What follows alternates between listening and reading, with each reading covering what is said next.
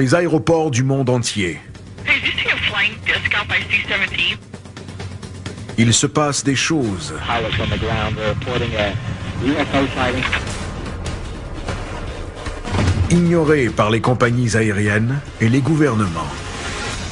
Ils veulent camoufler. Mais des enregistrements dévoilent la vérité. Pourquoi les ovnis pénètrent-ils dans nos espaces aériens les plus vulnérables?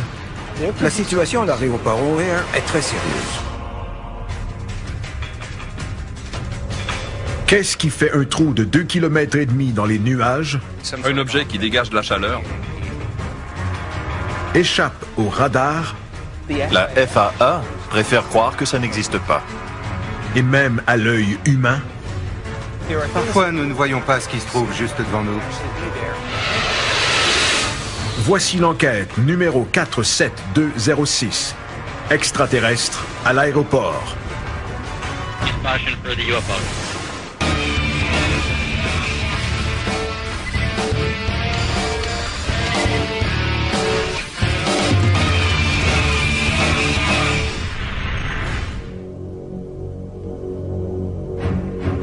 « 7 novembre 2006, 16h15.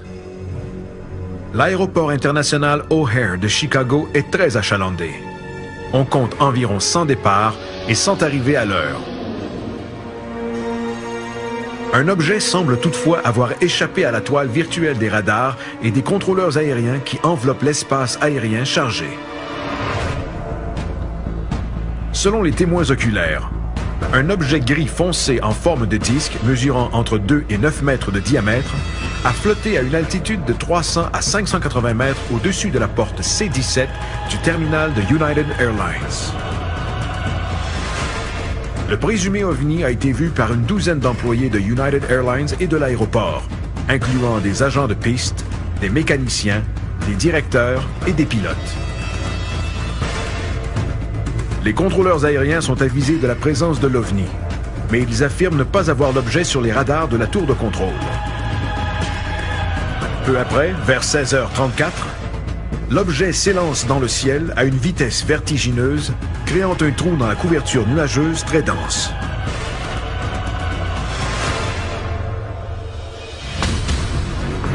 À ce jour, la United Airlines et la FAA prétendent qu'il ne s'est rien passé d'inhabituel le 7 novembre. Il est très étonnant que ce qui s'est passé cet après-midi de novembre n'ait jamais été rendu public. Tout le monde balaie l'incident sous le tapis. Tout le personnel de la tour de contrôle de Chicago était au courant de ce qu'ils appellent eux-mêmes la visite d'un ovni. Les mécaniciens de United ont été clairs et définitifs, c'était un objet solide.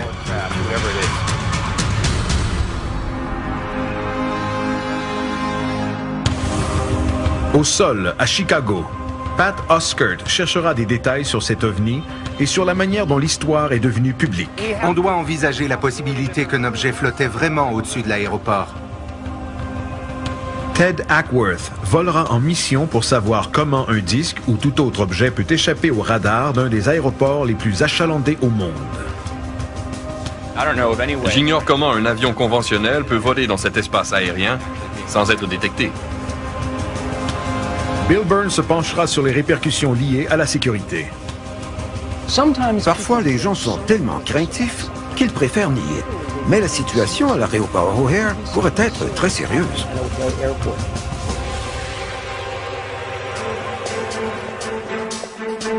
« 1er janvier 2007.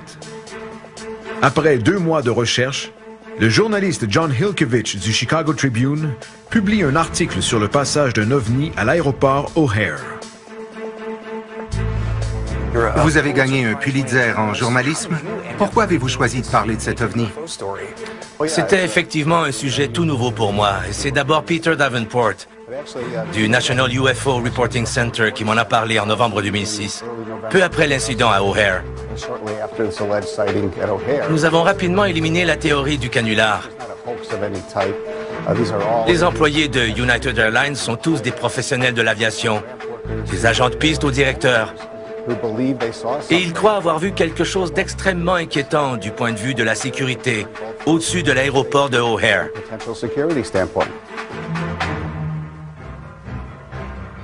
Les recherches de John révèlent que peu après 16 heures, un agent de piste à la porte C-17 a regardé au ciel et a vu un disque gris foncé qui mesurait environ 7 mètres de diamètre flotter à une altitude entre 300 et 580 mètres.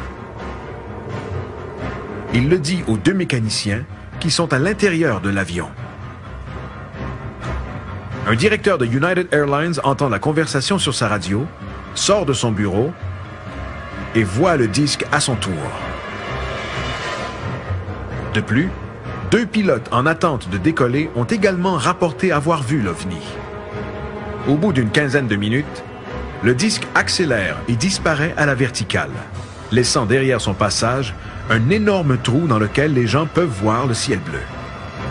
Parce que l'objet n'a pas été capté par les radars ni aperçu par les contrôleurs aériens, la FAA a toujours refusé d'enquêter sur cet événement. Ils ont d'abord tenté de ridiculiser l'affaire en disant que leur théorie était définitive. C'était un phénomène météorologique. Ils n'avaient pas l'intention d'enquêter davantage.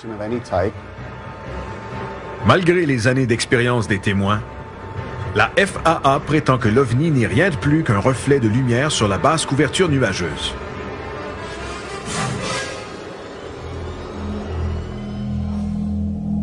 Pourquoi la FAA ignore-t-elle ces témoins crédibles? Les procédures de la FAA stipulent clairement que les rapports d'OVNI, d'objets non identifiés ou tout autre phénomène aérien inhabituel doivent être communiqués au National UFO Reporting Center ou aux autorités locales. United Airlines n'est pas une entité gouvernementale, mais une compagnie privée. Quelle est leur réaction? Au début, ils m'ont dit qu'ils ne savaient rien sur cet OVNI et qu'ils n'avaient aucune documentation là-dessus. Peu après, des preuves font surface. Suite à de nombreuses demandes basées sur la loi de l'accès à l'information, les communications de la tour de contrôle sont enfin dévoilées et des employés voient clairement quelque chose. Voici les enregistrements entre les employés de United Airlines et les contrôleurs aériens entendus pour la première fois à la télévision. Do you see anything above United Concourse? They actually, believe it or not, they called us and said somebody observed a flying disc about 1,000 feet above the 8 Charlie 17. You see anything over there? We saw it a half hour ago. Who saw it? A whole bunch of us over at the Charlie Concourse. Really? You guys did? Who's this? It was United Taxi Mechanics. Selon John Hilkovich, les employés de United Airlines ont apparemment été sommés par la compagnie de ne pas parler de l'incident. En suivant cette piste, il téléphone à une porte-parole de United qui lui dit « Je crains que mes employés ne parlent de cela parce que nous ne les avons pas autorisés à le faire, et ce n'est pas notre intention de les autoriser. » Aucun employé ne voulait voir son nom dans les journaux parce qu'il craignait des représailles. Les enquêteurs tentent de rencontrer des employés de United Airlines, mais la réponse est souvent courte et polie. Merci pour l'invitation, mais nous devons la décliner. La FAA et United Airlines sont-ils complices?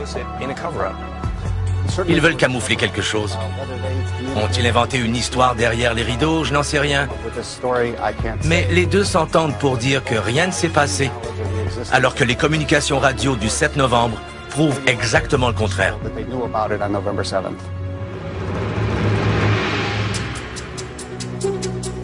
Enregistré le 7 novembre, ces conversations entre la tour de contrôle et les employés de United Airlines révèlent l'histoire complète et montrent le scepticisme des contrôleurs aériens qui s'estompe peu à peu. Hey, Dave, it's Tim from United Tower. Hey, did you see a flying disc out by C-17? You're seeing flying discs. Well, look at the pilot and the ramp guys are telling us the C-17 they saw some flying disc above it. We can't see it. Come on, Sue. You can't see it, right? I haven't mentioned anything, Sue. And if I did, I wouldn't admit to it. En écoutant ces enregistrements, j'imagine que c'était probablement très étrange pour eux de penser qu'un ovni puisse voler librement au-dessus de leur aéroport. Les rapports venant des gens au sol augmentent et le ton des contrôleurs aériens passe de sceptique à inquiet. Some of our pilots on the ground are reporting a UFO sighting at 1,000 feet from the seaside of the airport. Did you guys hear anything about that? You know what, the ramp tower called me, I want to say about 10, 15 minutes ago. We have not seen anything up there. Okay. But we will surely keep an eye out, that's for sure. On écoute l'incident. Les vraies voix des vraies personnes dans la tour parlent aux employés de United qui disent avoir vu ce jour-là un ovni au-dessus de leur tête.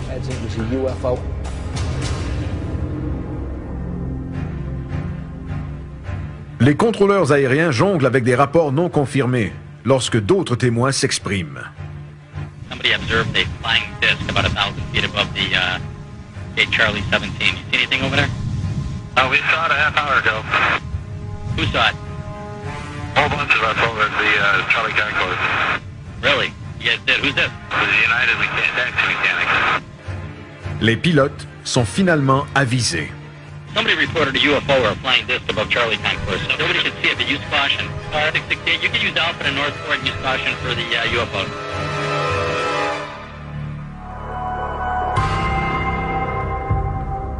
L'incident à O'Hare n'est pas le premier du genre à survenir près d'un aéroport. En 1978, à l'aéroport international McCarran de Las Vegas, des piétons et un pilote ont vu un objet en forme de disque muni de lumière blanche très éclatante. En 1997, au-dessus de l'aéroport JFK à New York, un 747 de Swiss Air a évité une collision de justesse avec un objet cylindrique éclatant qui volait à grande vitesse. Un groupe a effectué une enquête approfondie sur l'incident du 7 novembre, le NORCAP, le Centre d'aviation nationale sur les phénomènes anormaux. En tant qu'organisme, le NORCAP ne s'adresse qu'aux pilotes et aux contrôleurs aériens qui rapportent avoir vu des PAN, ou phénomènes aériens non identifiés.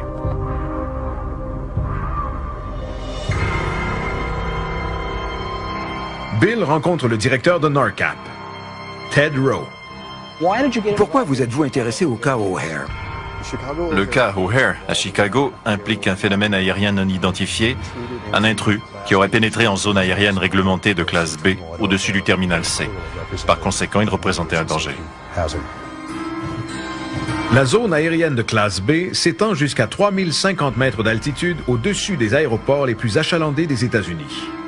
Ces espaces aériens sont hautement surveillés par les contrôleurs aériens et tous les avions doivent obtenir une autorisation avant d'y pénétrer. Un appareil non identifié représente donc un problème significatif. Il n'y a pas de contingence pour les pilotes, les contrôleurs aériens ou les opérateurs de radar en matière d'objets non identifiés. Les objets non identifiés sont donc des menaces pour la sécurité aérienne, surtout dans le cas de O'Hare. Les enquêteurs de NORCAP ont écrit un rapport exhaustif de 155 pages sur l'incident, dans lequel ils concluent « Le gouvernement devrait mener une enquête ». Si cet objet s'était déplacé en zone de trafic aérien, le résultat aurait été catastrophique. Comment un objet peut-il aboutir dans une des zones aériennes les plus surveillées au monde sans être détecté par les radars? Ted volera au-dessus de l'aéroport O'Hare pour vérifier la sécurité de cet espace aérien. On verra si on peut passer inaperçu dans cet espace aérien. Plus tard, une vidéo montrera à quel point ces rencontres pourraient s'avérer fatales.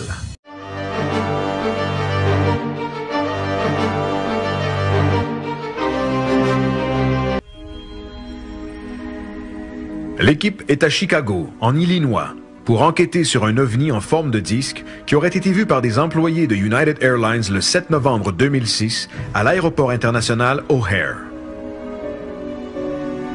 Depuis quelques années, l'État de l'Illinois est un point chaud en matière de manifestations d'ovnis. Des enquêtes précédentes ont porté sur plusieurs témoignages sur la présence d'un objet triangulaire énorme près de Tinley Park en 2004. Puis, il y a eu cette poursuite aérienne d'un autre objet triangulaire par 5 différents services de police dans le sud de l'Illinois en 2000. Un ovni aurait maintenant été vu dans la plus grande ville de l'État et l'un des aéroports les plus achalandés au monde. L'objet étrange aperçu à O'Hare aurait flotté au-dessus de la porte C-17 de la compagnie United Airlines pendant une quinzaine de minutes avant de disparaître à grande vitesse, à la verticale, laissant un trou rond dans l'épaisse couche nuageuse.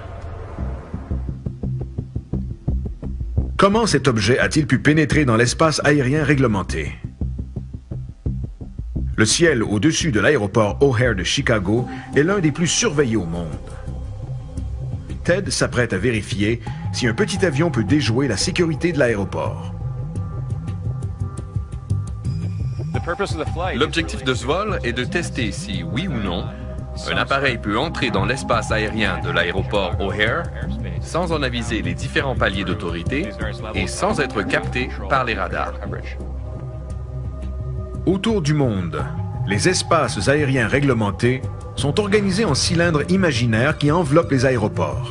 Les cylindres deviennent plus étroits à mesure que les avions descendent. Du sol, ils ressemblent à un gâteau de mariage inversé. À chaque étage du gâteau, le niveau de communication augmente entre la tour de contrôle et le pilote. Scott Schweider, un instructeur de pilotage local, aidera Ted à voler en direction de l'aéroport O'Hare. Ce sera dur, parce qu'ils devront dévier la circulation pour nous. Ils seront occupés.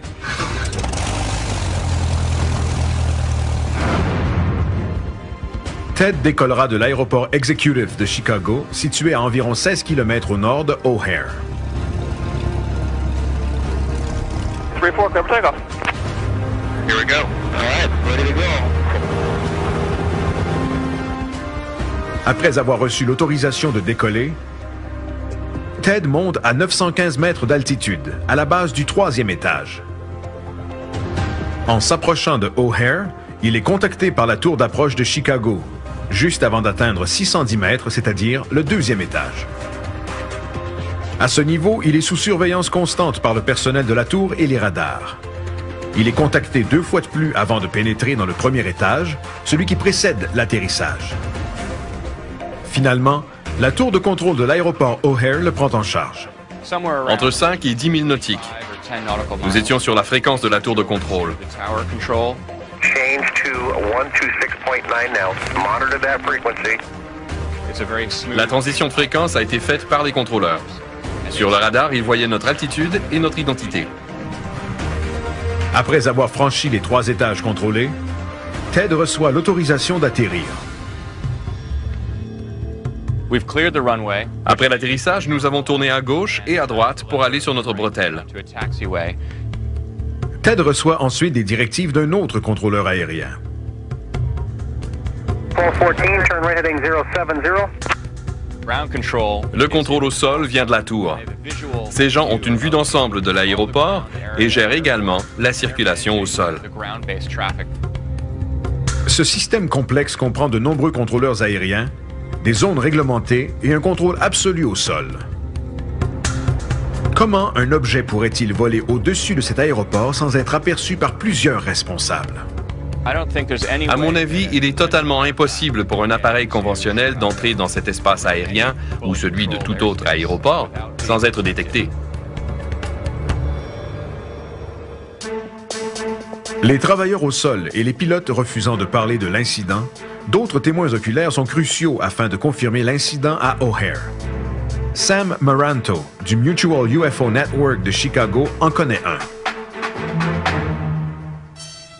On a besoin d'un témoin oculaire qui n'a aucun lien avec la FAA et United Airlines. J'ai la personne qu'il te faut.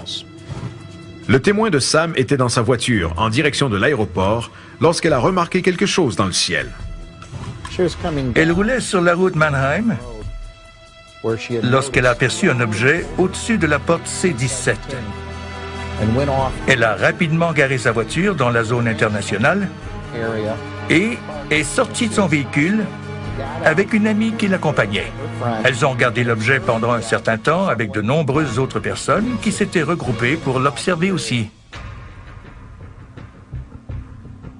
Cette dame, connue sous le nom de Madame J.H., a décidé de parler après avoir lu l'article de John Hilkovich dans la Tribune. Elle a demandé l'anonymat, mais a accepté d'accorder une entrevue enregistrée à Sam.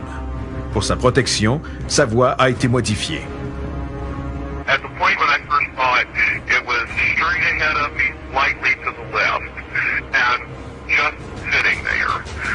Didn't in any way look like a plane. It seemed very much to absorb and take on the colors of its surroundings.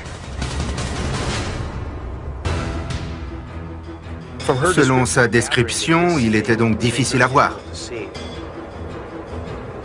Cette description sous-entend que l'OVNI se confondait à l'atmosphère, ce qui rappelle un autre incident du genre survenu à Paris en 1994. Un commandant d'Air France a également vu un disque qui se serait dématérialisé devant ses yeux. Est-ce une autre manifestation d'un OVNI muni d'une nouvelle technologie furtive?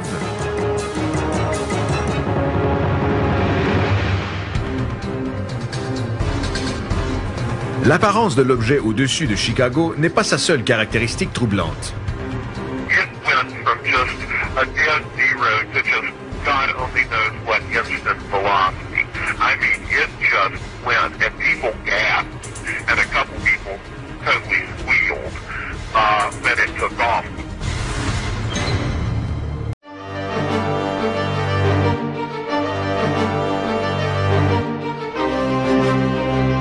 C'était forte.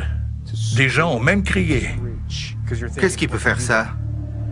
It was very obviously not cloud. It was very obviously a solid object. It didn't change shape in any way. It obviously wasn't a balloon that was subject to the wind. It didn't move with the wind. This wasn't some, case of lights that look a little unusual at night or anything like that. This was just a very blatant daytime sighting. L'explication officielle parle d'un phénomène météo. C'est ce qu'affirme la FAA. Pourtant, elle dit que ce n'était pas un nuage, pas un objet poussé par le vent, ni un ballon. Elle a vu une structure solide. Nul doute que cette dame a vu la même chose que les employés de United. Elle a décrit un disque étrange qui, en s'élevant à grande vitesse, a fait un trou dans les nuages. Pour moi, c'est le même objet. Puisque les témoins exigent l'anonymat, l'équipe se tourne vers un contrôleur aérien qui travaillait dans la tour de O'Hare ce jour-là.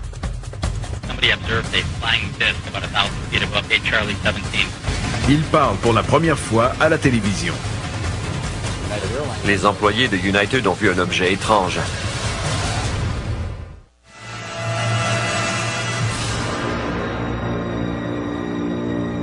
L'équipe est à Chicago pour enquêter sur un OVNI qui aurait été vu par des employés de United Airlines le 7 novembre 2006. La FAA, citant un manque d'images radar ou de preuves visuelles, a refusé d'enquêter. United Airlines a mené une enquête interne et le journaliste John Hilkovich a découvert plus tard que la compagnie a interdit à ses employés de parler publiquement de l'incident.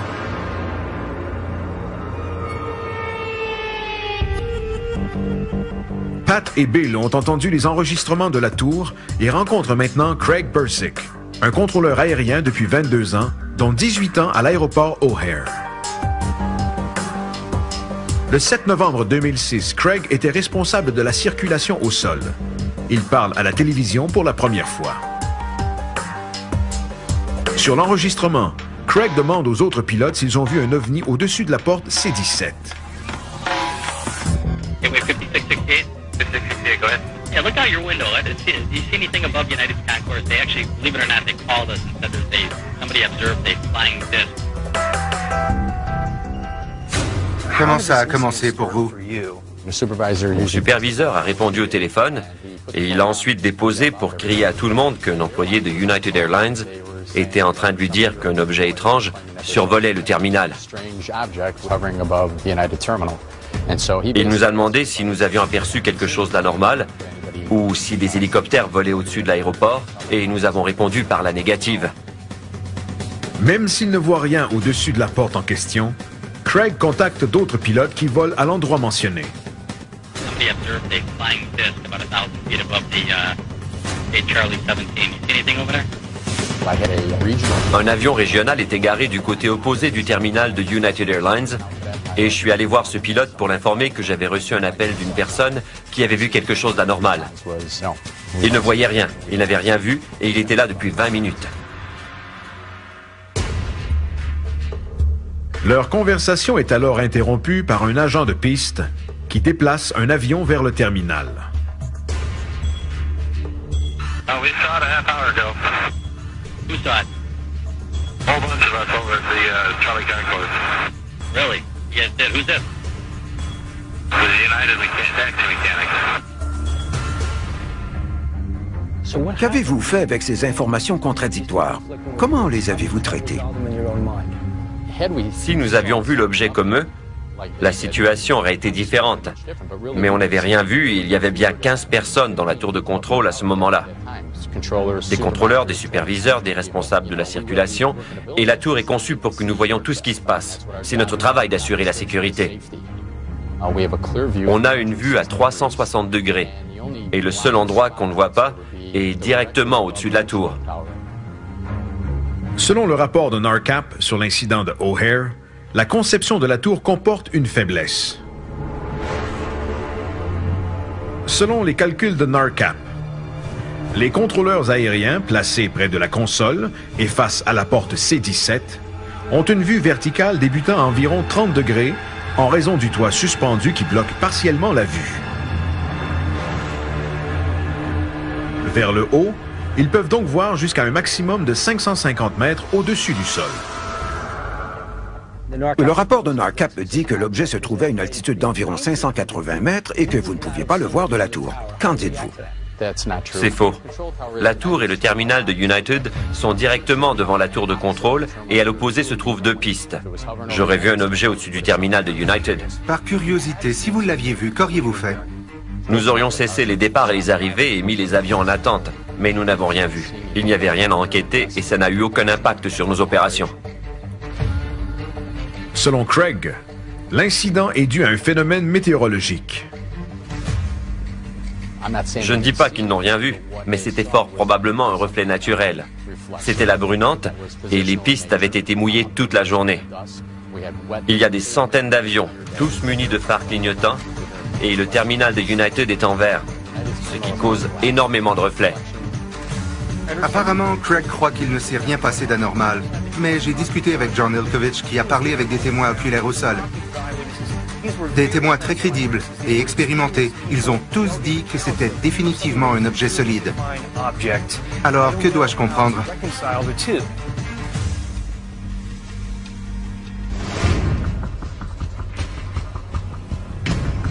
Un dernier détail sur l'incident à O'Hare pourrait prouver sa véracité. Selon les témoins, l'OVNI s'est élevé dans le ciel à une vitesse incroyable. Et il a créé un trou dans l'épaisse couche nuageuse, laissant voir le ciel bleu. Ce n'est pas la première fois que des témoins mentionnent qu'un OVNI aurait percé un énorme trou dans les nuages. C'est arrivé à Terre-Neuve en 1947, à Warwickshire, Angleterre en 1977, et plus récemment à Ventura, en Californie en 2002. Ted rencontre William Puckett, météorologue et co-auteur du rapport NARCAP sur l'OVNI de Chicago. Les témoins qui ont vu ce trou dans les nuages, regardaient-ils le ciel directement au-dessus d'eux ou davantage à l'horizontale? Ils regardaient directement au-dessus de leur tête. Et immédiatement après que l'objet se soit élevé à grande vitesse, ils ont vu le trou dans les nuages et le ciel bleu. La couche nuageuse avait quelle épaisseur ce jour-là? Nous avons établi que le dessus de la couche nuageuse était à 3050 mètres d'altitude. Si l'OVNI est entré dans les nuages à 580 mètres et qu'il a percé un trou jusqu'au sommet des nuages, le trou mesurait environ 2430 mètres de haut. Il y avait donc un trou cylindrique de 2430 mètres de long. À votre avis, quel type d'énergie peut percer un tel trou dans les nuages? Ce niveau d'évaporation en 1 ou 2 secondes exige une quantité d'énergie astronomique. Selon certains calculs, 100 mégawatts de puissance sont nécessaires afin de créer suffisamment de chaleur pour percer un trou aussi haut. En comparaison, les moteurs d'un avion 747 pesant près de 200 tonnes et suffisamment rapides pour briser le mur du son ne génèrent que 60 mégawatts, presque la moitié de la puissance requise pour percer le trou dans la couche nuageuse à Chicago le 7 novembre. Il y a deux façons d'introduire de la chaleur dans une telle colonne de nuages. D'abord, avec un objet qui génère une chaleur intense en montant. Ensuite, grâce à la vitesse d'un éclair et une impulsion électromagnétique qui réchaufferait la colonne en question. Ce sont les deux seules explications possibles si l'on tient compte de la vitesse à laquelle le trou a été percé. Avec les capacités de l'objet à échapper au radar, à se confondre avec les couleurs qui l'entourent et à percer un tunnel vertical de 2430 mètres de hauteur dans des nuages épais, il est clairement muni de caractéristiques extraordinaires. L'incident de O'Hare n'est pas le seul relié à un ovni sophistiqué qui serait entré dans un espace aérien soi-disant sécuritaire. Une vidéo authentifiée montre un objet en flammes frôler un avion commercial au Japon, mais l'équipage n'a apparemment rien vu.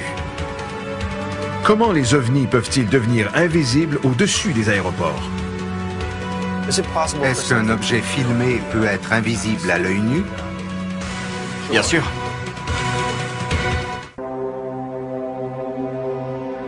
Un ovni qui aurait survolé l'aéroport de Chicago suscite de l'inquiétude sur la sécurité des aéroports, mais un autre cas est encore plus troublant. Un ovni qui aurait survolé l'aéroport de Chicago suscite de l'inquiétude sur la sécurité des aéroports, mais un autre cas est encore plus troublant. Le 23 octobre 2004, à une cinquantaine de kilomètres de l'aéroport international Itami à Osaka, au Japon, M. Kiyoshi Amamiya filme des avions lorsqu'il aperçoit quelque chose qu'il ne comprend pas.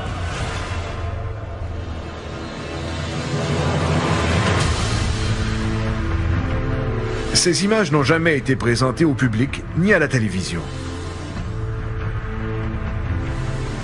L'objet qui semble embrasé se dirige tout droit sur cet avion commercial et passe dangereusement près de l'aile gauche.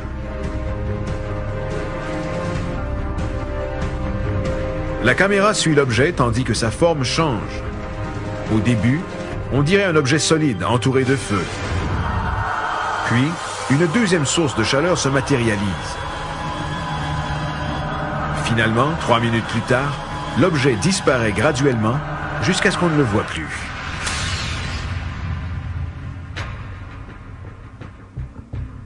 L'objet est clairement visible dans le viseur de la caméra. Mais lorsque l'homme qui filme tente de le regarder sans la caméra, il ne voit rien. L'objet est invisible à l'œil nu.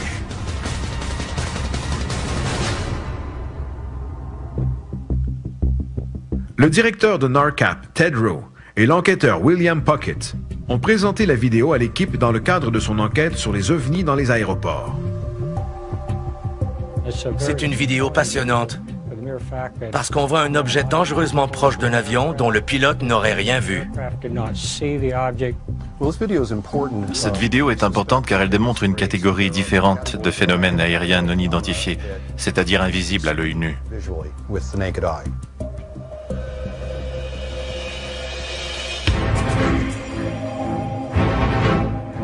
Ce n'est pas la première fois qu'un objet invisible à l'œil nu apparaît sur film. Une enquête précédente s'est penchée sur des images filmées du bureau du shérif de Volusia County, en Floride, montrant un objet en forme d'haltère sur une vidéo infrarouge. Cet objet, qui survolait également un aéroport, était aussi invisible à l'œil nu.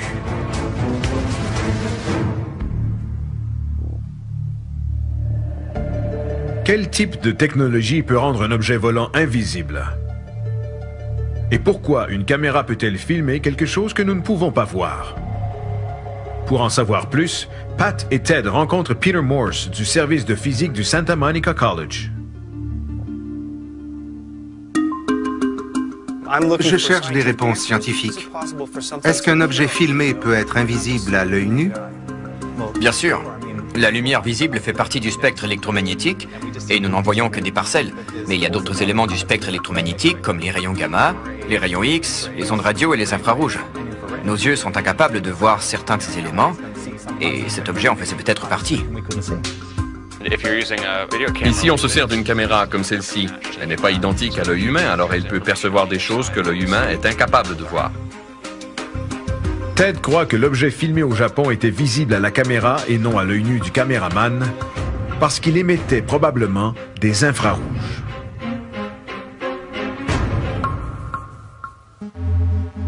L'œil humain peut seulement voir une partie du spectre électromagnétique. La lumière infrarouge va au-delà de la capacité de l'œil, mais certaines caméras plus sensibles sont en mesure de voir des choses que l'œil ne perçoit pas, incluant la lumière infrarouge. Voici une lampe de poche à infrarouge. Elle n'émet que de la lumière infrarouge, alors nos yeux ne peuvent pas la voir. Si j'éclaire ce morceau de plastique... Elle l'éclaire en ce moment? Absolument. Je ne vois rien. Regarde à la caméra. Ouais, je la vois maintenant.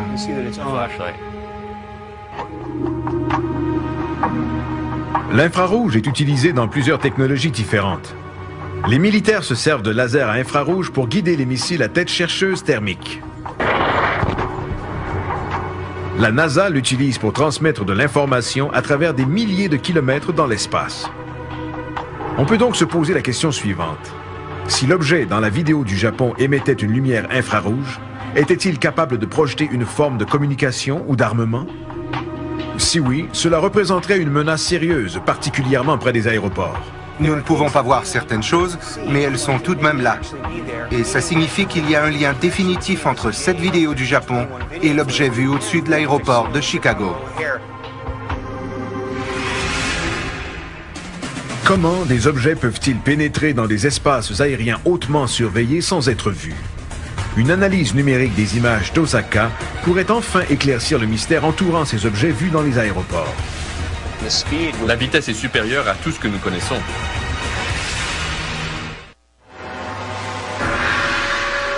Plusieurs employés de l'aéroport international O'Hare de Chicago ont vu un objet en forme de disque, mais les contrôleurs et les radars de la tour n'ont rien vu. Une sphère lumineuse a été filmée dans le ciel du Japon, frôlant dangereusement un avion, mais elle est invisible à l'œil nu.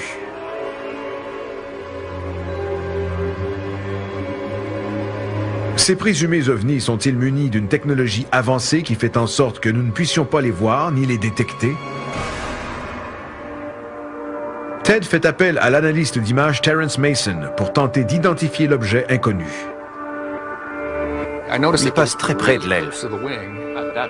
Il n'y a pas plus de 300 mètres qui les séparent. Non. Il est très près. Si on peut déterminer que l'objet est de ce côté de l'avion, ça prouvera qu'il est à moins de 300 mètres. Terrence isole, rehausse et zoome le bout de l'aile le plus possible. Mais l'image n'est pas concluante. Selon ce que je vois, il est derrière l'aile. Qu'en dis-tu? On dirait que l'objet est entre nous et l'avion. Mais manifestement, on n'obtiendra pas plus d'informations avec cette image. Ne sachant pas où se trouve l'objet exactement, il tente de calculer sa vitesse afin d'obtenir plus d'indices. Je vais d'abord stabiliser l'espace autour de ce gros avion, afin d'isoler l'objet. Et ce sera plus facile d'évaluer sa vitesse relative dans l'image. L'image stable fait paraître l'avion totalement immobile dans le ciel.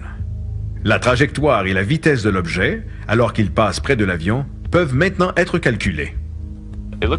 En une seconde, il semble parcourir la distance de 2 longueurs d'un bout de l'aile à l'autre, c'est-à-dire entre 100 et 120 mètres par seconde, ce qui équivaut à 800 km à l'heure. Selon Ted, si l'objet vole à la même hauteur que l'avion, il se déplace à plus ou moins 800 km à l'heure. S'il est plus près de la caméra, il parcourt une distance plus courte. Il se déplace donc plus lentement. S'il est plus loin, il voyage plus vite que tout appareil construit par l'homme. L'information est conflictuelle. Si l'objet était plus près de nous et que sa vitesse était raisonnable, nous devrions voir sa structure.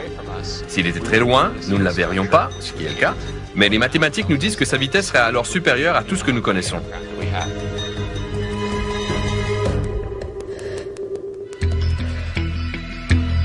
Terrence peut également prouver que l'objet s'éloigne de la caméra. On sait qu'il s'éloigne parce qu'il est affecté par la distorsion atmosphérique et la brume. De plus, on voit la saturation des couleurs, tandis qu'il disparaît graduellement. Ces détails indiquent qu'il s'éloigne. Ces données éliminent la possibilité d'appareils militaires, parce qu'ils auraient pu être identifiés au début de la vidéo. Une autre caractéristique prouve qu'il ne s'agit pas d'un appareil conventionnel. Au moment où l'objet est le plus près de nous, on distingue une seule sphère. Et à mi-chemin de la vidéo, on distingue deux points lumineux très près l'un de l'autre. Lorsque l'objet s'éloigne, il fusionne à nouveau en un seul point. Pourquoi est-ce une seule sphère quand il est près de nous, deux sphères et ensuite une seule encore, une fois en s'éloignant? Ce n'est pas cohérent. On ignore encore ce que c'est et je doute qu'on puisse l'identifier avec certitude.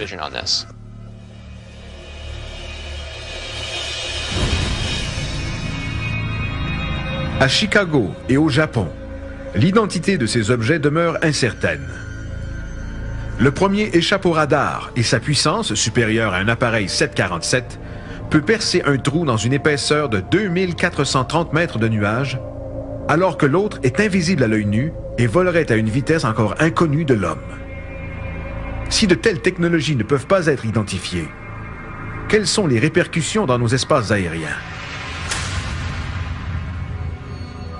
Bill rencontre Nick Pope, un ancien membre du ministère de la Défense britannique, qui était en charge des enquêtes et des recherches sur les ovnis pour le gouvernement britannique. Peu importe ce que sont ces ovnis ou si vous êtes sceptique ou croyant, si un objet non identifié vole dans un espace aérien contrôlé et réglementé, ça devient une question de sécurité nationale.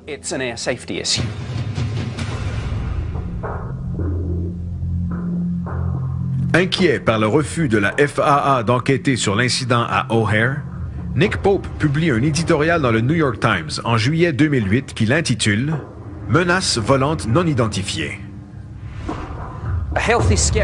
Un scepticisme sain par rapport aux extraterrestres mène les gens à ignorer les ovnis sans même réfléchir une minute. Toutefois, aux États-Unis, cela se traduit en une dépendance malsaine sur les radars et à une indifférence à toutes sortes d'objets volants non identifiés. Même sans pouvoir les identifier avec précision. Parce qu'ils survolent les aéroports, nous devons les prendre au sérieux. Si on ne s'intéresse pas aux objets qui ne ressemblent pas à nos appareils conventionnels, on ouvre la porte au terrorisme et à l'espionnage.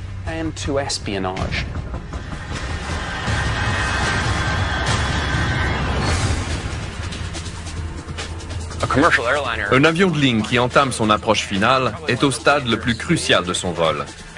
Et si quelque chose interférait ou le frappait à cette étape du vol, le danger serait extrême.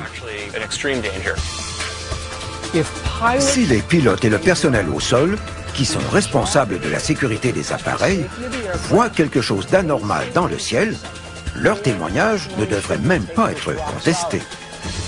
Ce réflexe de garder l'information secrète en regard aux ovnis travaille contre nous, c'est certain. Mais les pilotes sont en danger s'ils ne savent pas comment réagir devant un ovni. Un protocole doit absolument être mis en place par la FAA, le gouvernement ou un autre organisme.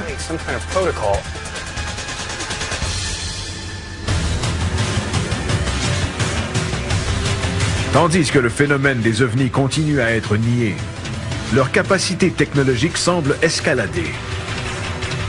Sans politique en place ni enquête sur ces événements, comment pouvons-nous vraiment nous sentir en sécurité dans notre ciel?